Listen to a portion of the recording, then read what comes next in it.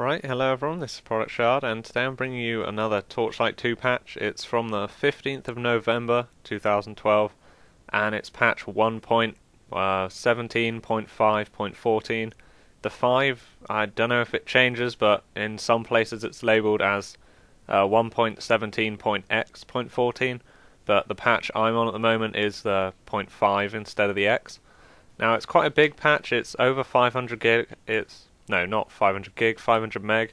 It's 567, I think, which is pretty big compared to some of the other ones we've been getting. But it does actually add like quite a lot of content to the game rather than just patching stuff. Now the main thing that they've added is 2 new pets. You can have an owl or a badger.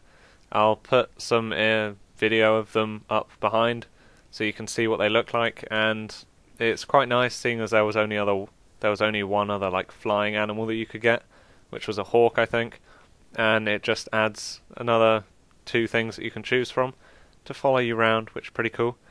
They've added 2 more languages, which is Russian and Polish, so if you're Russian or Polish, you can now start playing this game.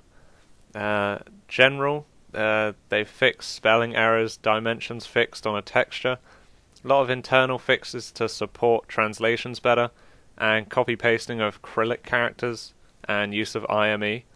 Characters with certain special characters and their names won't fail to save. Attacks that deal weapon percent stuff no longer give bonus critical for values over 100%. Missiles with an area of effect were not properly taking into account some untargetable states. Run speed bonuses were sometimes added twice, which they fixed. And they fixed Trill Bolt achievement quest, so you can now get all the achievements. For different skills, for the engineer, the rank 8 and 9 of Seismic Slam scale soak values properly on direct damage.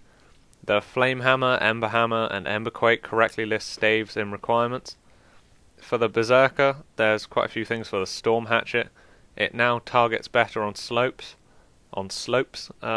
The Storm Hatchet should be less likely to collide with walls and more likely to collide with units that used to just like fly past people or hit walls instead of the guy you were clicking on, which could be quite annoying.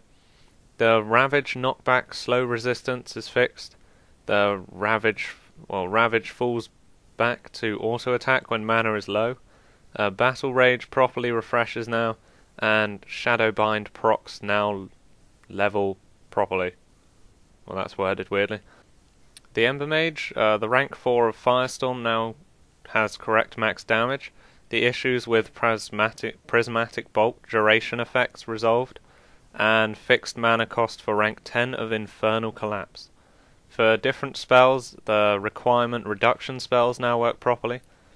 For items, the rifle and cannons now use weapon damage instead of DPS, because faster weapons were stronger than intended and slower weapons were weaker than intended, so they've balanced that back out.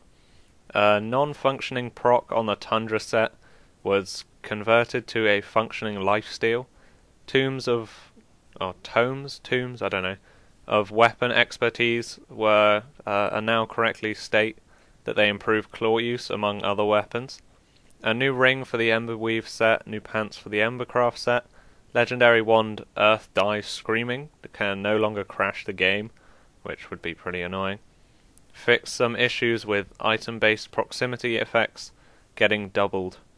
Now on the different maps, the various pathing and collisions fixed. Various new boss rooms added for map room maps, which is pretty good because most of the maps had like the same boss every time.